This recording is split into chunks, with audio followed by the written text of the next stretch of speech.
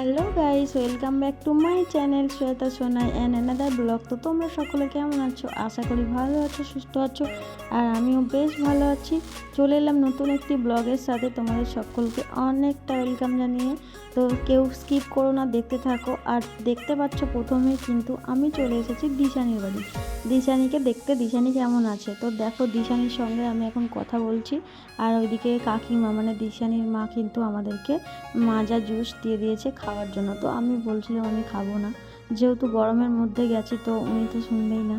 তো তারপর দেখো আমি দিশানি বোনের সাথে কত সুন্দর গল্প করছি, মনে হচ্ছে যেন কত চেনা জানা, অনেক দিন থেকে চিনি জানি। তো দিশানির বাড়িতে গিয়ে আমার মনে হয়নি একটু যে ওর বাড়ি আমি আগে কখনো আসিনি বা ওর সঙ্গে কথা হয়নি। সত্যি কথা বলতে এই দিক থেকে দিশানিকে আমি কোনো রকম কিছু বলতে পারবো না, কারণ অনেকে হয়তো বলো যে ওর সাথে কথা বলতে গেছি কথা বলে না, কি ওর খুব ঘ্যাম আছে, অ্যাটিটিউড দেখায়, কিন্তু ওরকমটা কিছুই না। আমি সামনে গিয়ে নিজে দেখেছি। আর এদিকে দেখো কাকিমাও খুবই ভালো। আর আমি যখন গেলাম, দিশানি বোনও আর কাকিমা কিন্তু ছিল না, ওরা গেছিলো বিশালে শপিং করতে পয়লা বৈশাখের জন্য। তো এই যে ব্যাগটা দেখছো, বিশালে থেকে ওরা এসেছে শপিং করে। তো কাকিমা এত ভালো, আমাকে দেখো নিজের মতো করে কী সুন্দর দেখাচ্ছিল। এই শার্টটা ওর মামার জন্য কিনেছে দিশানি, তারপরে ওর বাবার জন্য কিনেছে এইটা, মামার মেয়ে আছে না ছেলে আছে জানি না, ওর জন্য কিনেছে। মানে ও অনেক শপিং করেছে। তো নিজের জন্য তো কেনাকাটা ওর হয়েই গেছে বললো আগে থেকেই, বাকি এগুলো সব শপিং করেছে। তো যাই হোক, আমাকে আবার দেখো কত সুন্দর করে দেখাচ্ছে নিজের মতো। আমার তো মনে হয়েছিল ওদের বাড়িতে গিয়ে যে আমি একদম ওদের নিজের কাছের মানুষ।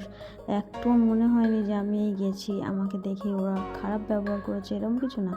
তো যাই হোক, এখানে গল্প টল্প করতে করতে খাওয়া হয়ে গেল ঠান্ডাটা। তারপরে কিন্তু দিশানির কাছ থেকে আমি অনেক কিছু শিখেছি আজকে। আমি ইউটিউবের ব্যাপারে অনেক জিনিসই জানতাম না। তো কী করে ব্যাকগ্রাউন্ডে মিউজিক দেয়, ওটা কোথা থেকে কপিরাইট ফ্রি মিউজিকটা ডাউনলোড করে, থাম্বনেল কীভাবে বানায়, তারপর তোমার হচ্ছে অনেক কিছুই আমি জানতাম না। ওইগুলো দেখলাম, জানলাম, শিখলাম। এর জন্য বলবো থ্যাংক ইউ দিশানি বোনো, এইভাবেই পাশে থেকো। আর অনেকটা ভালোবাসা রইলো তোমার জন্য আমার তরফ থেকে। তারপরে কাকিমাকে বলছিলাম আমাদের সঙ্গে একটু রিলস বানাও না। তো কাকিমা দেখো এখানে বসে আছে, আর দিশানি বোনও কিন্তু গান চুজ করছিল। তো তোমরা দেখতে পাবে শর্টসে, দিশানি বোন শর্টসে কাকন মজুমদারে দিয়েছে। তো আমি খুব খুব খুব খুশি হয়েছি, দিশানিকে বলবো অনেক অনেক ভালোবাসা রইলো, ধন্যবাদ বলবো না, কারণ এত ছোট করতে চাই না। এই দেখো দিশানি দেখেছো এদিকে রিলস বানানোর জন্য। তারপর দেখো ফাইনালি কিন্তু রিলস বানানো শুরু করে দিয়েছে। আর দিশানির ফোনে আগে দিশানি করে নিক, তারপরে এই যে দেখো রিলস বানাচ্ছিল। আর আমার তো সত্যি বলছি, ওর ওর মানে পেজে বা চ্যানেলে আমার ভিডিও আছে, আমার খুবই ভালো লাগলো দেখে। ভিডিওটা দেখলাম, কালকে রাতেই পোস্ট করেছি। আর এদিকে দেখো আমি পা দিলিয়ে মহারানীর মতো বসে রয়েছি।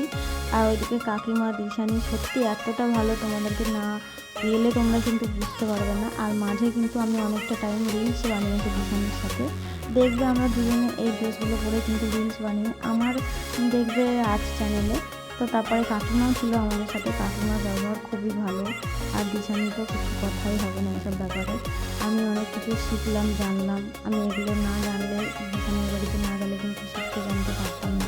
তো যাই হোক, তারপরে অনেকটা সন্ধ্যা হয়ে গেছিলো, ওই জন্য কিন্তু আমি বলছিলাম আমার দেখো আসতে ইচ্ছেই করছে না, চলে আসছে উঠে উঠে আবার ইয়ে করছে। আর এখানে একটা এমনই কথা হচ্ছিলো, আমার মনে আছে কথাটা কী হয়েছিল, তো ওই জন্য আমি এত হাসছিলাম। আর সত্যি কথা বলতে দিশানি বনুর মামাকে আমি চিনি, আর মামার সঙ্গে অনেক বছরের পরিচয়, সেই কারণে মামাকে নিয়ে কয়েকটা কথা হচ্ছিলো। তো চলো, সবাই ভালো থেকো, সুস্থ থেকো।